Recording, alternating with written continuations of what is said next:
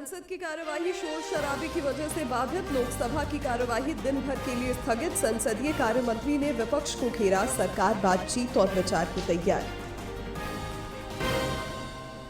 रांची में कांग्रेस कार्य समिति की बैठक। समसामयिक विषयों पर विमर्श। बाबूलाल मरांडी का सरकार पर बड़ा हमला। अवैध लॉटरी और सट्टेबाजी को संरक्षण देने का आरोप। केंद्र सरकार का पारदर्शी और सुरक्षित मोबाइल सेवाओं पर जोर। संचार मंत्री बोले, संचार साथी ऐप से लगभग 2.25 करोड़ फ्रॉड मोबाइल कनेक्शन हुए ट्रेस। और विदेश में अवैध धन निवेश की जांच के लिए सिलसिले में ईडी की रांची में बड़ी कार्रवाई। बिल्डर और सीए के ठिकानों पर छापा। पलामू में करीब 100 किलो डोडा भूसी के साथ 2 पकड़ाए।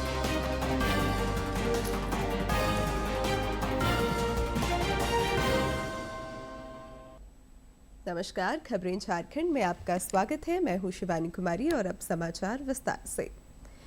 संसद के शीतकालीन सत्र में पक्ष विपक्ष के बीच गतिरोध बना हुआ है। आज भी दोनों ही सदनों में शोर शराबे के कारण प्रश्नकाल सुचारू तरीके से नहीं चल सका। लोकसभा की कार्यवाही कल सवेरे 11 बजे तक के लिए स्थगित कर दी गई है। संसदीय कार्य मंत्री किरेन रिजिजू ने विपक्ष के आचरण पर नाराजगी जताई है। केंद्रीय संसदीय कार्य मंत्री किरेन रिजिजू ने कहा कि सरकार विपक्ष के द्वारा उठाए मुद्दे पर चर्चा करने के लिए तैयार है, लेकिन इसके लिए दूसरी पार्टियों से भी बात करनी है। किरेन रिजिजू ने कहा कि विपक्ष चुनाव हारने का मुद्दा भी सदन में उठाता है। तो संसद के शीतकालीन सत्र का दूसरा दिन, हर मुद्दे पर सरकार चर्चा के लिए है तैयार। आप चुनाव नहीं जीत पाते हैं, जनता आपको विश्वास नहीं करते हैं और आप जो है गुस्सा या सदन में निकालते हो, ये तो बिल्कुल ठीक नहीं है। लोकतंत्र में चुनाव का प्लेटफॉर्म जनता का बीच होता है।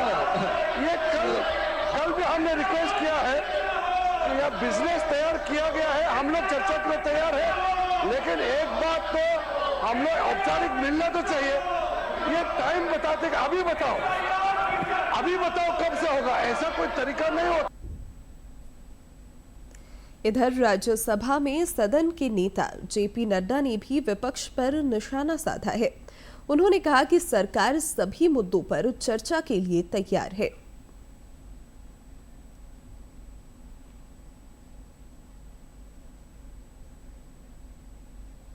The opposition has raised the question of the discussion and about 267, Rule 267. And as yesterday the Parliamentary Affairs Minister had said that we will come back. Today I am told by the Parliamentary Affairs Minister that very soon there is a meeting going to take place with the opposition leaders and accordingly we will decide upon that. Ranchi में आज प्रदेश कांग्रेस कार्यकारिणी समिति की बैठक हुई। इस दौरान प्रदेश अध्यक्ष केशव महतो कमलेश और पार्टी के अन्य नेता मौजूद रहे। इस दौरान संगठन की मजबूती और विस्तार को लेकर चर्चा हुई। साथ ही पार्टी के भविष्य के कार्यक्रमों पर मंथन हुआ।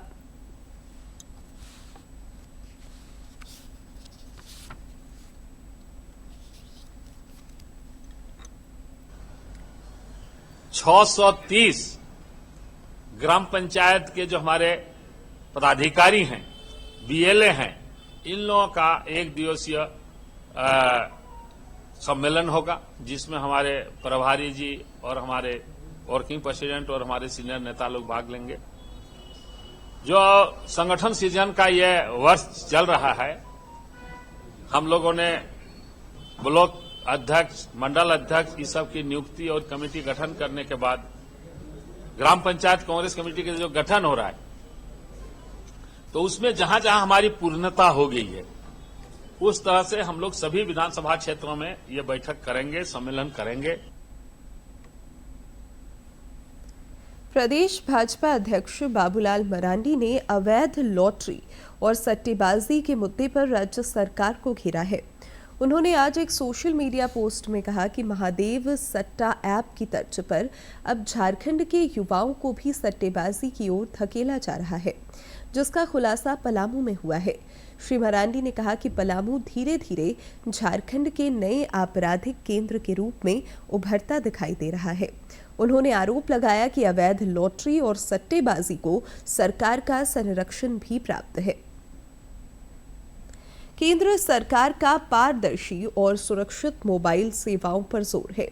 केंद्रीय संचार मंत्री ज्योतिरादित्य सिंधिया ने बताया कि संचार साथी ऐप के माध्यम से लगभग 1.25 crore fraud mobile connection trace किए गए और उन्हें डिस्कनेक्ट किया गया। पर केंद्रीय संचार मंत्री ज्योतिरादित्य सिंधिया ने एक बड़ा बयान यहां पर दिया है। उन्होंने कहा है कि संचार साथी एक ऑप्शनल ऐप है जिसे हर नागरिक तक पहुंचाना सरकार की जिम्मेदारी है। वहीं विपक्ष पर हमला बोलते हुए सिंधिया ने कहा कि विपक्ष बिना वजह के मुद्दे ढूंढ रहा है। हर व्यक्ति को देश रक्षा राज्य मंत्री संजय सेठ के दिल्ली आवास पर भारतीय मजदूर संघ के प्रतिनिधिमंडल ने मुलाकात की। इस दौरान श्रमहित से जुड़े विभिन्न मुद्दों पर लंबी बातचीत चली। श्री सेठ ने कहा कि केंद्र सरकार श्रमिकों और कामगारों के हितों की रक्षा के लिए वचनबद्ध है। भारतीय सेना के प्रमुख एडमिरल दिनेश कुमार त्रिपाठी ने कहा है कि ऑपरेशन सिंदूर के बाद पाकिस्तान खौफ में है। उन्होंने कहा है कि यह ऑपरेशन आतंकवाद के खिलाफ महत्वपूर्ण अभियान रहा है। सिंदूर में भारत का आक्रामक रुख और समुद्री जागरूकता पाकिस्तान को आगे बढ़ने से रोक रही है। उन्होंने पाकिस्तान की वर्तमान तैनाती का भी उल्लेख किया और ये बताया कि पाकिस्तान ने चीनी हथियारों का इस्तेमाल किया है। एडमिरल त्रिपाठी ने यह भी स्पष्ट किया कि ऑपरेशन सिंदूर आतंकवाद के खिलाफ एक महत्वपूर्ण अभियान है जो अभी खत्म नहीं हुआ है। Posturing and maritime domain awareness as to what is happening where ensured that the Pakistan Navy never came out. After the Sindoor, as I said, we are maintaining the operational tempo. We are ensuring that the maritime domain awareness is complete. We exactly know where are the Pakistani naval units deployed, and maritime domain awareness in the maritime warfare is the first step. So I think we are quite happy with what we are able to do as far as the maritime domain awareness is concerned. We are also ensuring that their units do not do anything inimical to our interests, and we have been successful at that. केंद्रीय ग्रामीण विकास मंत्री शिवराज सिंह चौहान ने नई दिल्ली में सरस food festival का उद्घाटन किया। इस दौरान केंद्रीय मंत्री अन्नपूर्णा देवी भी मौजूद रहीं। उन्होंने विभिन्न स्टॉल का भ्रमण कर उद्यमियों का उत्साह बढ़ाया।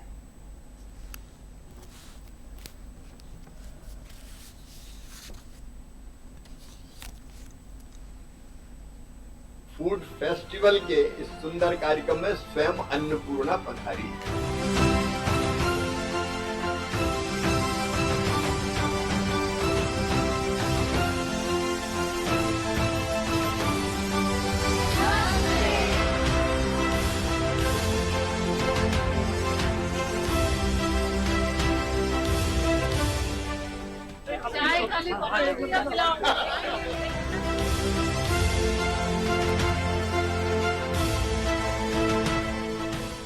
आज ये कार्यक्रम बहुत ही अच्छा है, अनोखा है और हम अपील करेंगे दिल्ली वासियों से कि जरूर इस फूड फेस्टिवल में आप आएं और यहाँ 25 राज्य के तरह तरह के व्यंजन आपको मिलेंगे, यानी एक भारत श्रेष्ठ भारत।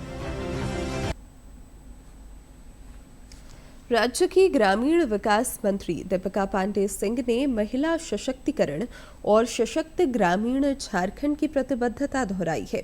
उन्होंने आज एक सोशल मीडिया पोस्ट में कहा कि खेती और पशुपालन समेत विभिन्न कल्याणकारी योजनाओं से गांवों की अर्थव्यवस्था मजबूत हो रही है।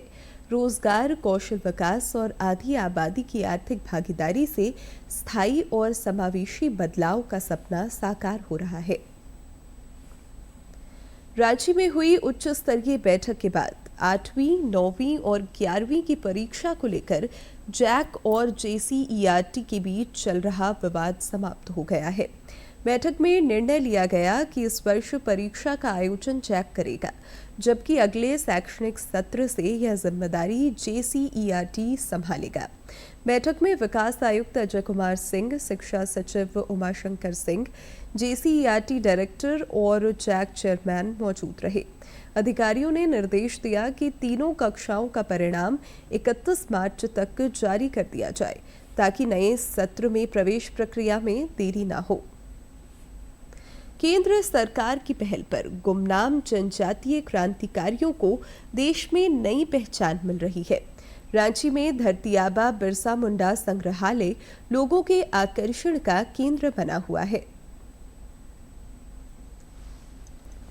राष्ट्रीय कला केंद्र की ओर से रांची के विकास भारती के क्षेत्रीय कार्यालय परिसर में धरती आबा संग्रहालय का निर्माण किया गया है। यह संग्रहालय जनजातीय गौरव को दिशा दे रहा है। विकास भारती के संस्थापक पद्मश्री डॉक्टर अशोक भगत ने बताया कि संग्रहालय के माध्यम से जनजातियों की संस्कृति और परंपरा को संरक्षित करने का प्रयास किया गया है।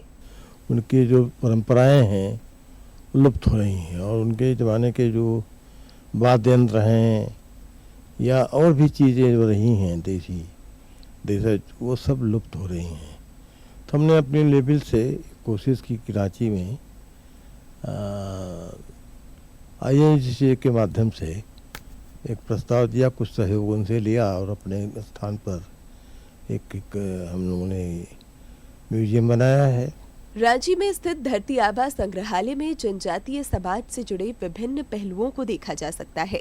इनमें जनजातीय क्रांतिकारियों का इतिहास, जनजातियों की कला, संस्कृति, रहन सहन, खान पान, वाद्य यंत्रों की जीवंतता झलकती है। जन शिक्षण संस्थान के निदेशक निखिलेश ने बताया कि शोधार्थियों के लिए यह संग्रहालय कारगर साबित होगा।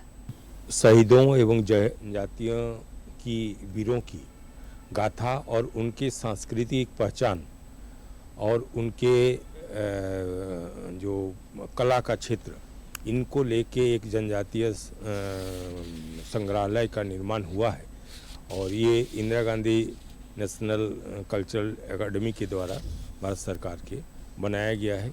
इस संग्रहालय में जनजातियों की जीवन शैली को विशेष रूप से दर्शाने का प्रयास किया गया है।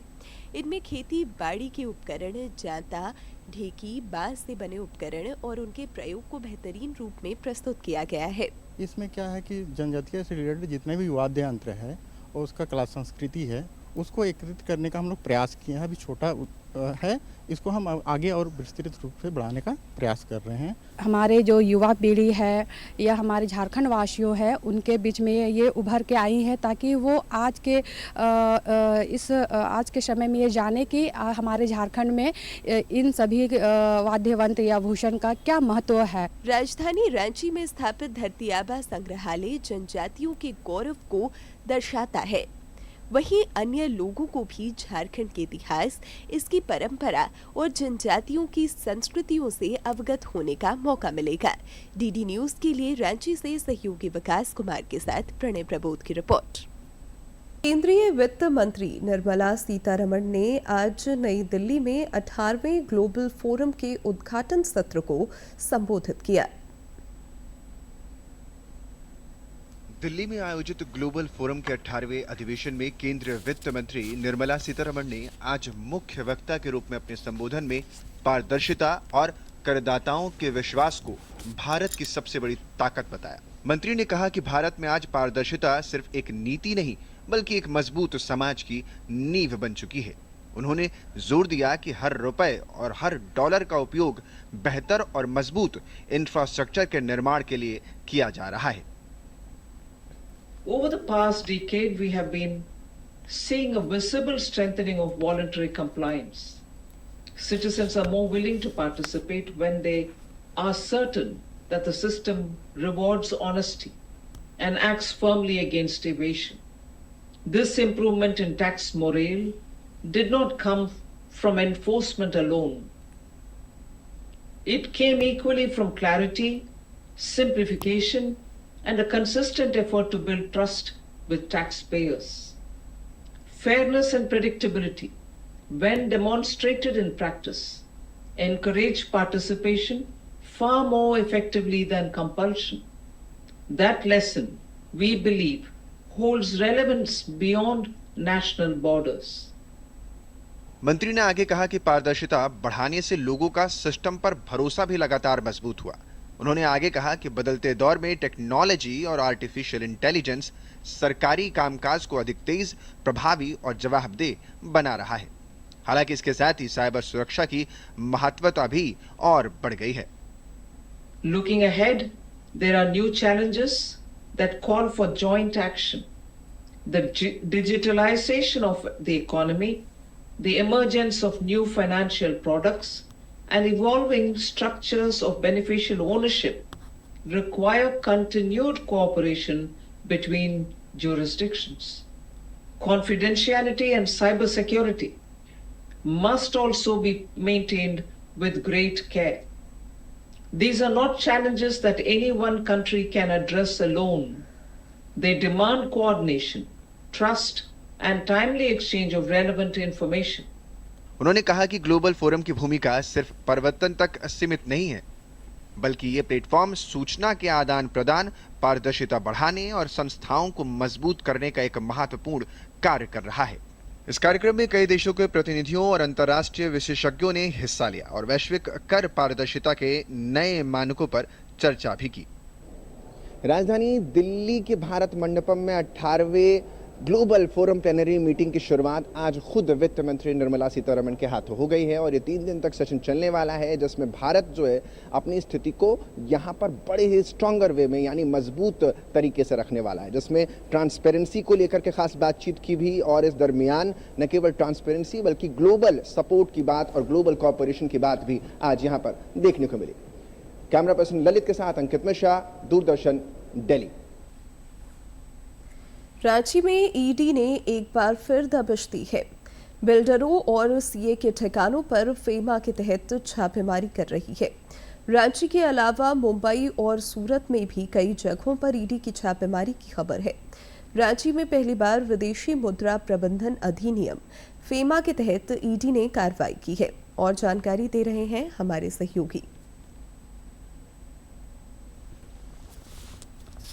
रांची, मुंबई, सूरत समेत कई ठिकानों पर ईडी ने फिर से एक बार दबिश दी है।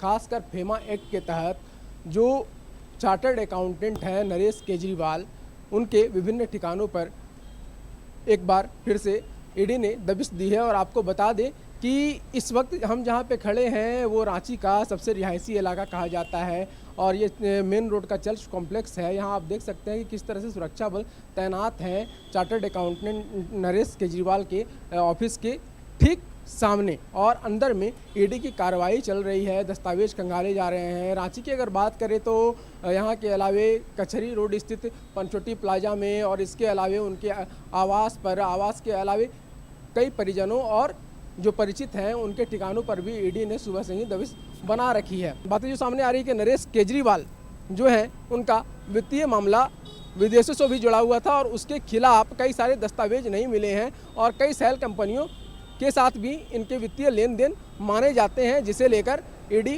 कार्रवाई कर रही है। सहयोगी विकास कुमार के साथ मैं प्रणय प्रबोध, डीडी न्यूज।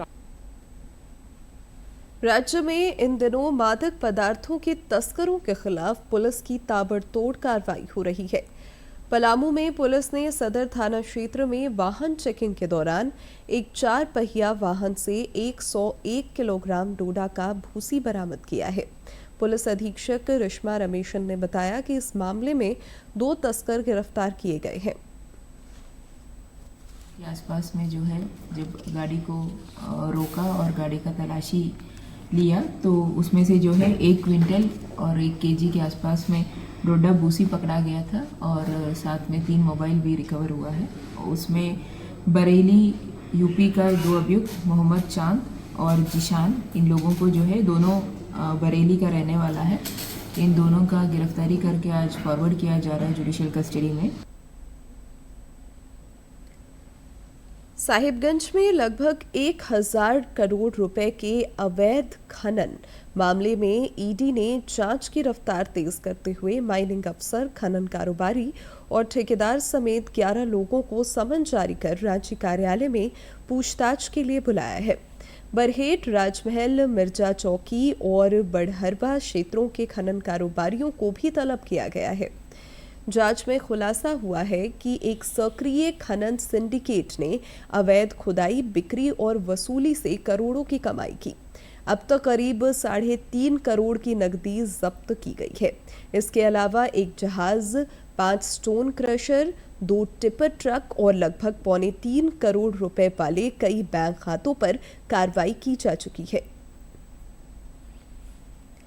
काशी तमिल संगमम का चौथा संस्करण आज से शुरू हो रहा है। इस बार यह संगमम आइए तमिल सीखें की थीम पर आयोजित होगा। इस बार आयोजन की थीम तमिल करकलाम यानी तमिल सीखें रखी गई है, जो भाषा और परंपरा के आदान प्रदान को नया आयाम देती है। तमिलनाडु से लगभग 1400 प्रतिनिधि कार्यक्रम में शामिल हो रहे हैं। उद्घाटन समारोह में केंद्रीय शिक्षा मंत्री धर्मेंद्र प्रधान, मुख्यमंत्री योगी आदित्यनाथ, तमिलनाडु के राज्यपाल RN रवि और पुडुचेरी के उपराज्यपाल के कैलासनाथन समेत कई विशिष्ट अतिथि उपस्थित रहेंगे।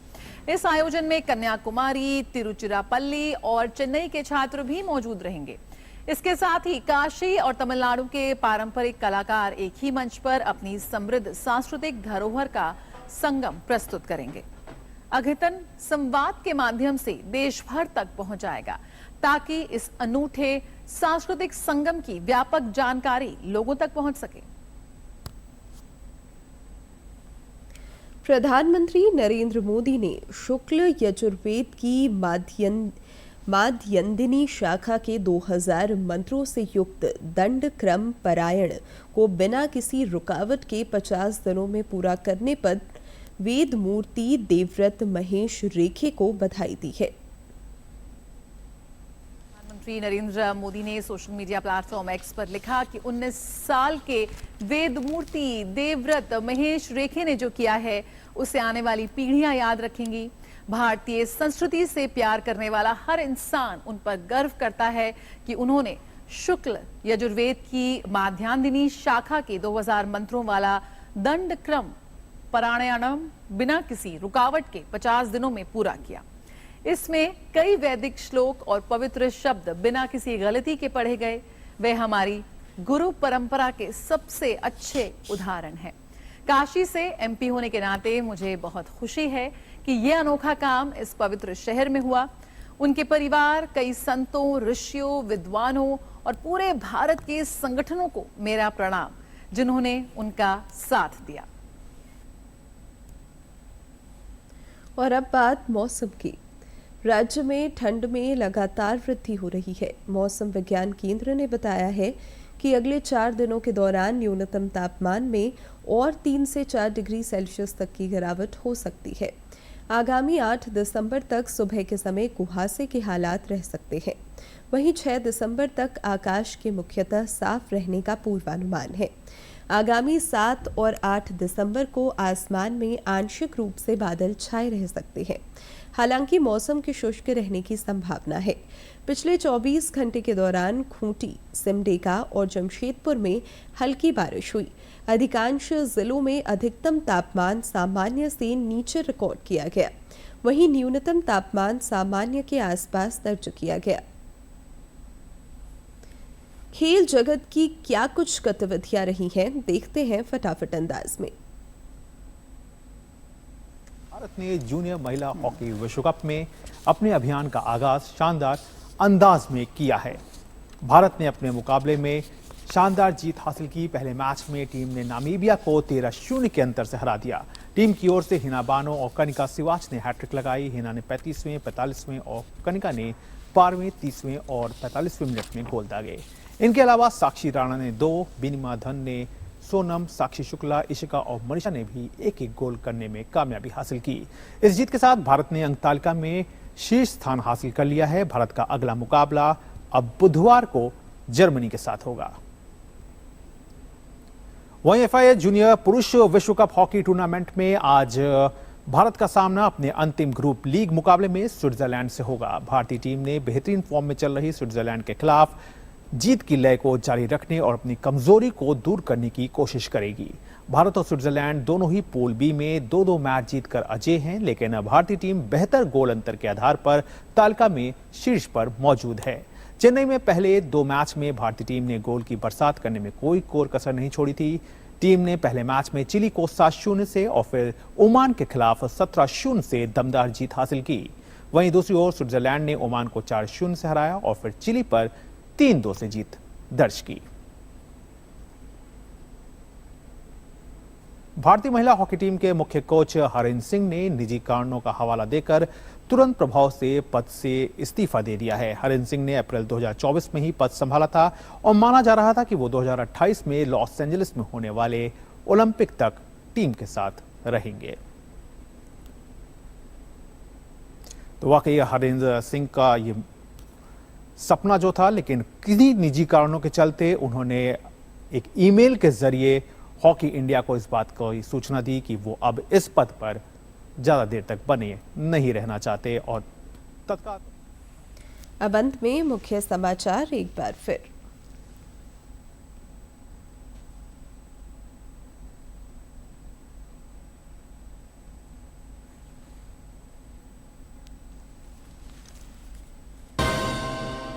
संसद की कार्यवाही शोर शराबे की वजह से बाधित। लोकसभा की कार्यवाही दिन भर के लिए स्थगित। संसदीय कार्य मंत्री ने विपक्ष को घेरा। सरकार बातचीत और विचार को तैयार। रांची में कांग्रेस कार्य समिति की बैठक। समसामयिक विषयों पर विमर्श। बाबूलाल मरांडी का सरकार पर बड़ा हमला। अवैध लॉटरी और सट्टेबाजी को संरक्षण देने का आरोप। केंद्र सरकार का पारदर्शी और सुरक्षित मोबाइल सेवाओं पर जोर। संचार मंत्री बोले, संचार साथी ऐप से लगभग 2.25 करोड़ फ्रॉड मोबाइल कनेक्शन हुए ट्रेस। और विदेश में अवैध धन निवेश की जांच के सिलसिले में ईडी की रांची में बड़ी कार्रवाई। बिल्डर और सीए के ठिकानों पर छापा। पलामू में करीब 100 किलो डोडा भूसी के साथ 2 पकड़ाए।